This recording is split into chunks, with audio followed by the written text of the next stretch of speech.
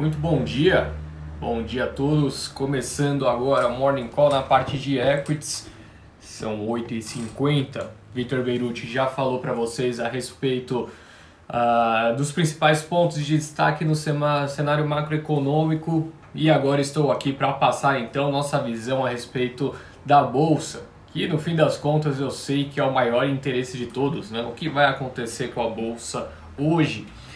Bom, pessoal, vamos adiantando, sem mais delongas. Ontem, para contextualizar, né, o cenário para hoje, fazer um breve comentário a respeito de ontem, a Bolsa em alguns momentos pareceu que ia subir, mas no fim das contas acabamos perdendo 0,45, né? O Ibovespa fechou em 114.611 pontos, perdeu 500 pontos, né, durante a sessão, enquanto tínhamos uma sessão forte no exterior, né, uma sessão que nós estávamos acompanhando, que tinha tudo para ser positiva aqui no Brasil, mas Brasília brasilhou, né? Brasília realmente veio à tona mais uma vez com aquelas grandes ideias maravilhosas que acaba trazendo um mau humor para a Bolsa brasileira, e foi assim que aconteceu ontem também, né? Então a notícia que o senador, eu esqueci o nome do senador, mas ele trouxe a possibilidade da prorrogação do auxílio emergencial, trouxe um mau humor grande para a Bolsa brasileira. A gente sabe que o principal ponto de atenção quando se trata de Bolsa brasileira hoje em dia é o risco fiscal, e o país com as contas apertadas não tem condições de estender auxílio emergencial sem que haja uma contrapartida, né, no lado dos custos. Então essa foi a grande preocupação novamente da Bolsa brasileira, e por conta disso que vimos o Ibovespa perder 516 pontos no pregão de ontem. Bom, tendo dito esse panorama de ontem, eu acho que vale a pena a gente destacar mais uma vez o fluxo de investimento estrangeiro. Eu tenho batido muito nessa tecla, tenho falado bastante disso, e ontem o movimento continuou, o movimento que nós estávamos observando, tá? Então, eu digo ontem, mas na verdade são os dados divulgados no dia 10 de dezembro, né? Dia 10 de dezembro, que foi quinta-feira, né?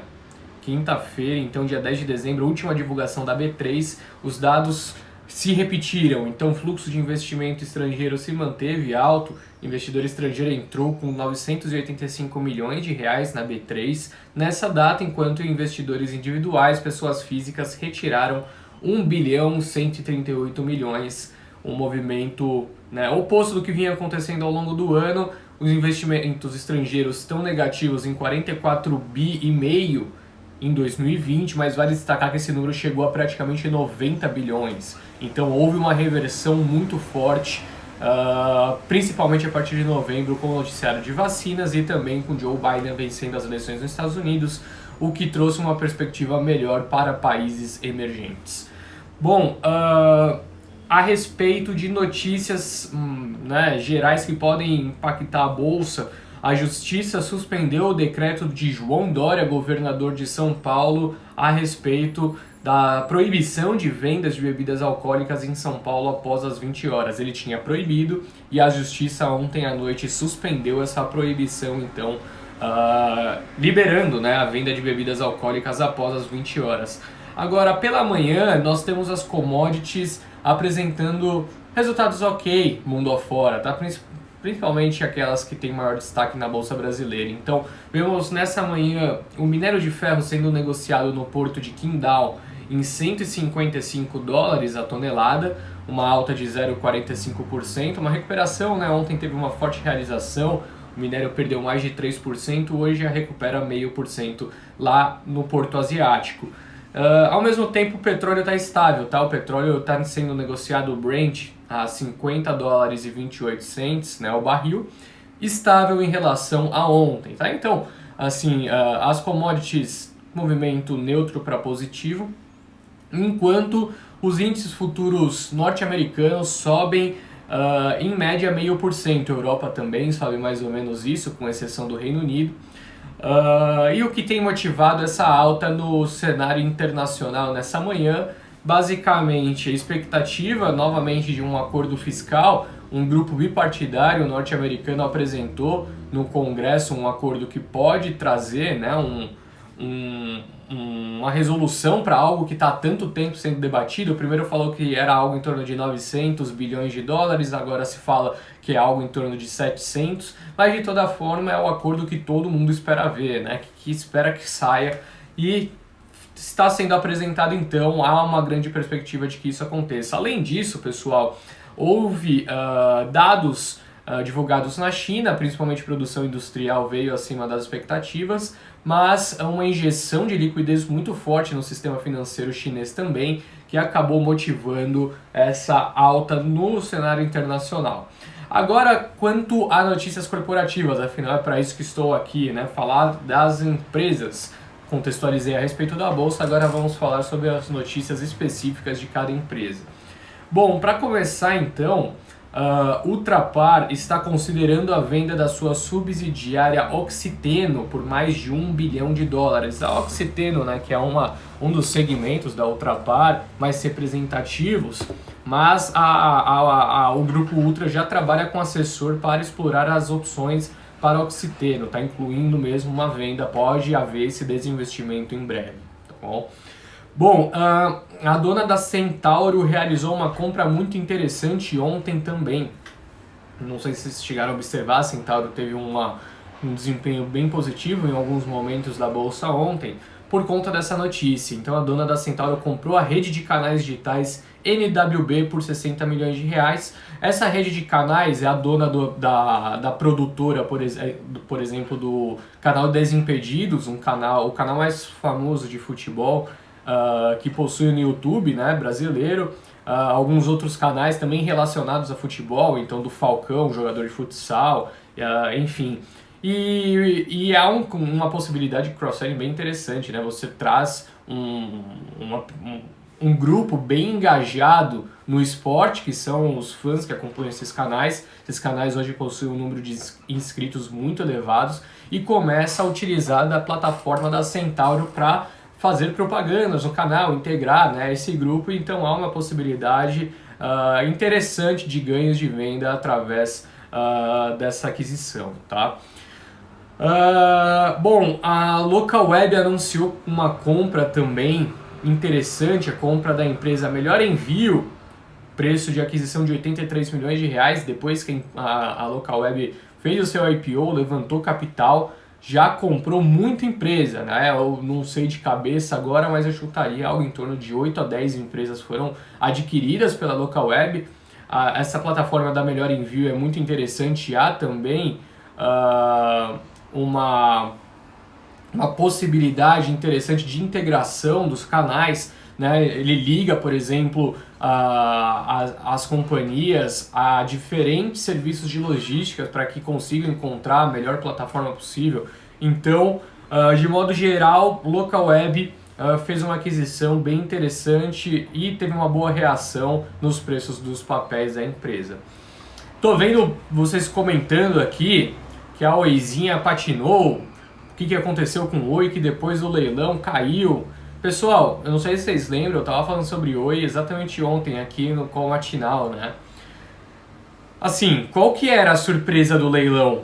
A gente já sabia qual era o valor, a gente já sabia que ia ser 16,5 bi, já tinha sido amplamente divulgado há muito tempo, né, essa oferta da TIM, Vivo e Claro. A gente já sabia que só tinha um competidor, ou seja, não havia a possibilidade de que essa proposta viria acima das expectativas. Então, basicamente, pessoal, todo mundo sabia o que ia acontecer nesse leilão.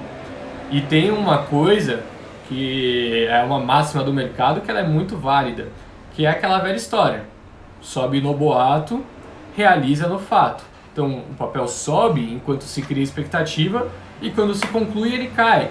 Porque, assim, qual que vai ser a grande surpresa da Oi daqui pra frente? Tem os próximos leilões, são importantes, claro, mas o mais importante era esse, né? E não tem como falar que essa oferta não fez os papéis da Oi subirem. Os papéis da Oi estavam sendo negociados a R$1 há pouco tempo atrás. Agora os papéis estão sendo negociados a mais de R$2. Então subiu muito por conta dessa notícia. Mas caiu no dia do leilão porque é assim que a banda toca, né? Então, claro que tem alguns pontos importantes aí para frente. Tem o leilão principalmente da fibra ótica, que é um leilão grande também, leilão das torres, que também já sabemos o que vai acontecer, né? A Highline deve levar por 1 bi alguma coisinha, mas quais eram os principais pontos de atenção?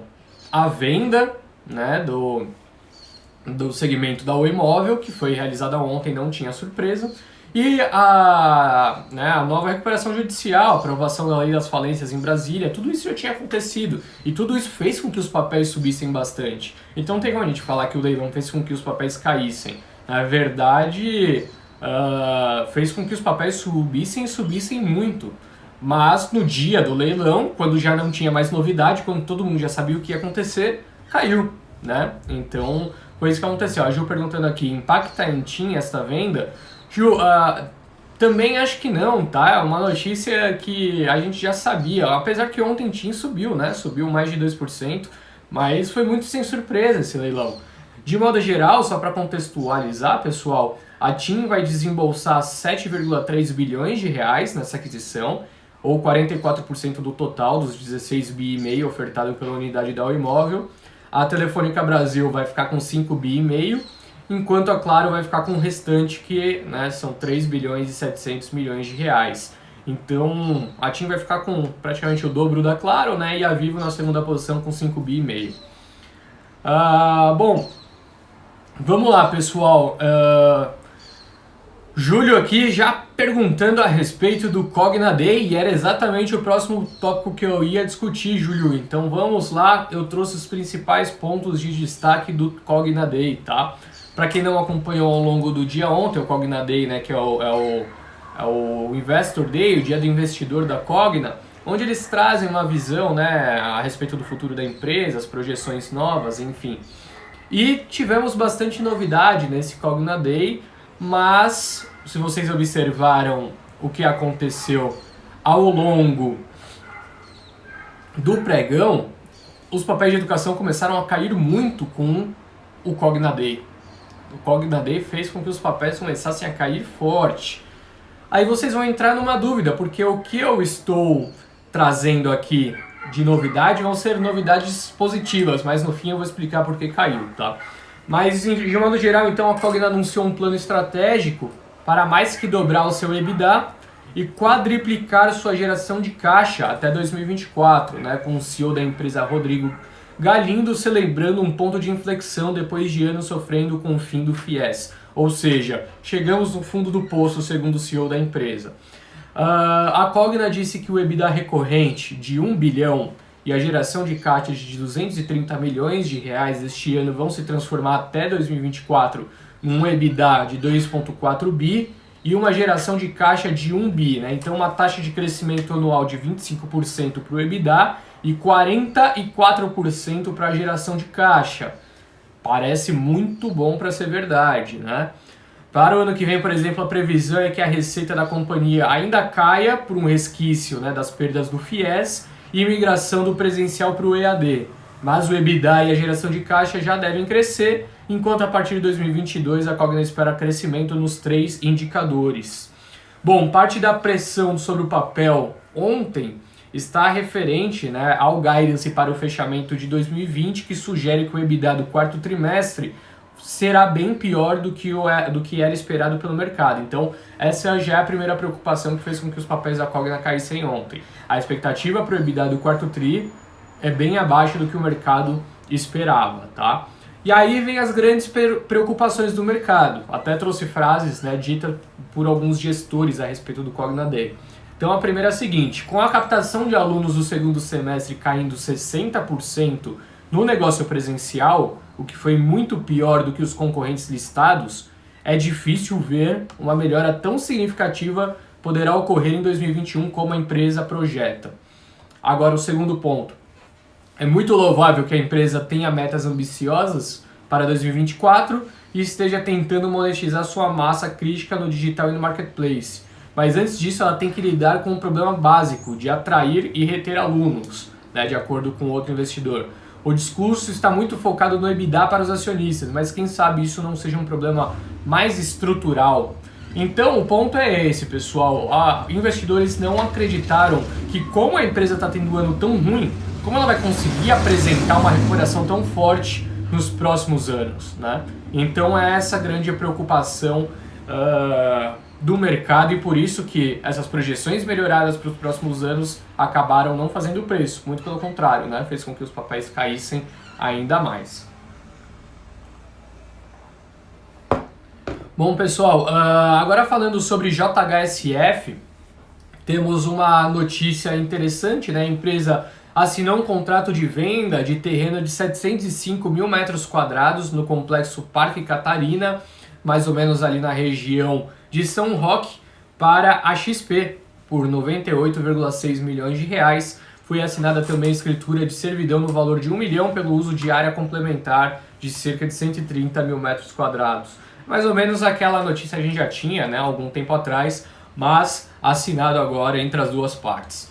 A Suzano reajustou celulose na Europa e na América do Norte. Com o reajuste, o preço efetivo no mercado europeu chegou a $750 por tonelada, enquanto na América do Norte já atinge $970 a tonelada, né? Então, as empresas de papel e celulose que por muito tempo tiveram dificuldades de repassar esse preço, a expectativa era que isso acontecesse no começo do ano, por conta da pandemia acabou não ocorrendo, passa então agora a conseguir já fazer esses reajustes, e são notícias que o mercado adora, né? Então já tinha ocorrido 2 reajustes no mercado asiático nos últimos 2 meses, e agora também reajustes então no mercado europeu e na América do Norte.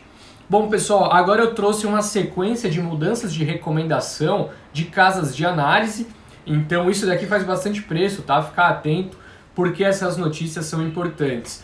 Se vocês se lembram, ontem eu tinha falado que o BTG tinha elevado recomendação tinha iniciado a cobertura de médios, né, com um preço-alvo de algo em torno de R$20 a ação, e o papel chegou a subir quase 20% no pregão de ontem, né? Acabou fechando com uma alta de 7%, se eu não me engano, mas hoje temos mais dois inícios de coberturas de grandes bancos também para médios com um preço-alvo elevado, então podemos ver uma sequência, né, nesse movimento de alta dos papéis da empresa que fez a IPO recentemente, né? Só agora os bancos que estavam envolvidos na IPO podem começar a cobertura. Então, pessoal, o Bradesco BBI iniciou cobertura de médios com recomendação de compra, preço-alvo de R$20, potencial de alta de 48%. E o Itaú BBA também, exatamente a mesma coisa, tá? Preço-alvo de R$20, potencial de alta de 48%. A BRF teve a recomendação rebaixada pelo Santander de compra para neutro com preço-alvo de R$26,50, o que implica um potencial de alta ainda de 21%. BTG Pactual teve teve um início de cobertura de Itaú BBA, então o Itaú está começando a cobrir agora a BTG Pactual com recomendação de compra e preço-alvo de R$115, o que implica um potencial de alta de 34%. A CSN teve recomendação elevada pela Goldman Sachs de neutro para compra, preço-alvo de R$35, o que implica um potencial de alta de 29%. TOTVS teve cobertura reiniciada pelo Morgan Stanley com potencial de alta de 24%, preço-alvo de R$32 e recomendação de compra. A VEG tem recomendação rebaixada pela Goldman Sachs de neutro para venda com preço-alvo de R$71,40 e implica um potencial de alta de 1,2% de acordo com o último fechamento. Marfrig teve recomendação rebaixada pelo Santander de compra para venda com preço-alvo em R$16,50, que implica um potencial de alta de 16%. E por fim, Gerdau teve recomendação elevada pelo Morgan Stanley com recomendação neutra, tá? Recomendação de neutro para compra, um potencial de alta aí de 14% com preço-alvo de R$26. Essas são as notícias, pessoal. Eu vou aproveitar agora esse fim de live rapidamente para ver como abriram os índices futuros, principalmente brasileiros, né? E também o dólar ontem que chegou a beirar, né, nas suas mínimas quase R$5, mas aí veio aquela notícia que eu trouxe no começo da live a respeito da prorrogação do auxílio emergencial e trouxe um mau humor, né? Então estressou o câmbio para mais de 5,10. Vamos acompanhar essa abertura, só um segundo enquanto eu vou abrindo aqui, tá? O Sami falando, perdi recomendação do Bradesco. Sami, eu acredito que essa recomendação do Bradesco que você esteja falando seja referente a Melius, né? Então, potencial preço-alvo de R$ 20 dá um potencial de alta de algo em torno de 34%, tá? Tanto o Bradesco, se eu não me engano, quanto o Itaú iniciaram a cobertura de Melius. Então, pessoal, vamos lá.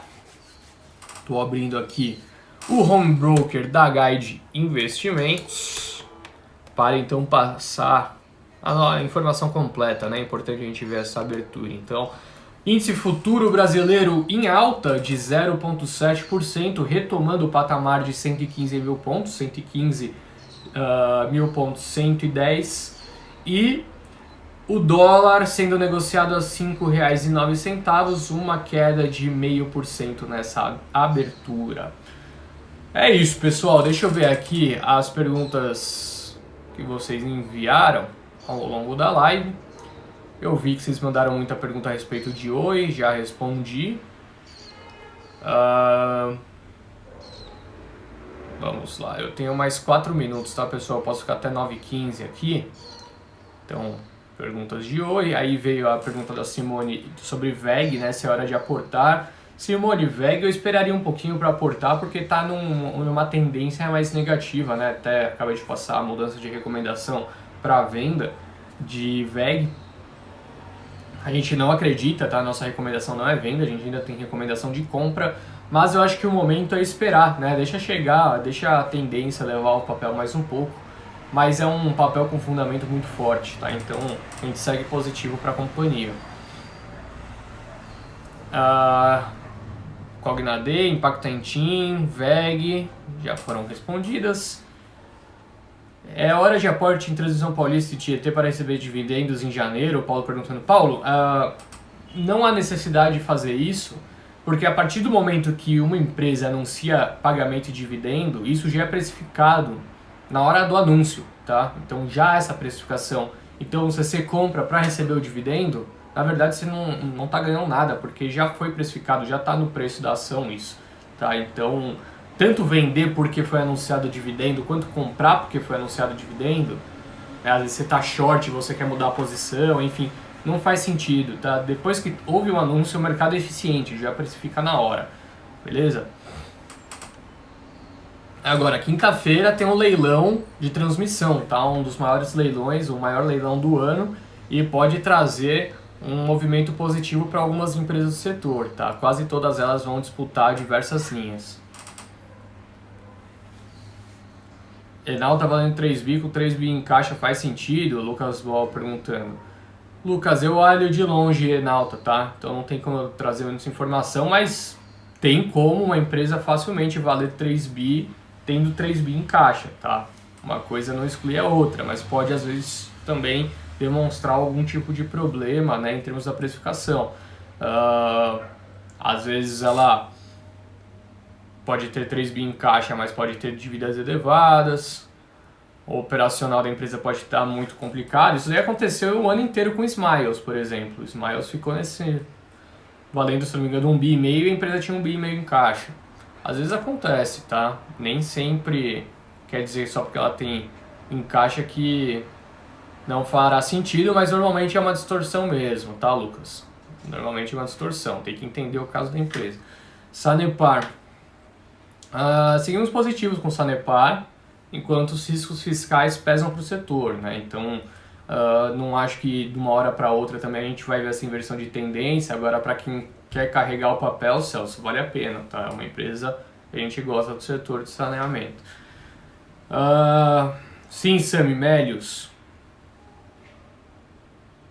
É a própria Melius aqui, Sara, é a empresa que o Sami mandou em cima, é Cash 3, CASH3.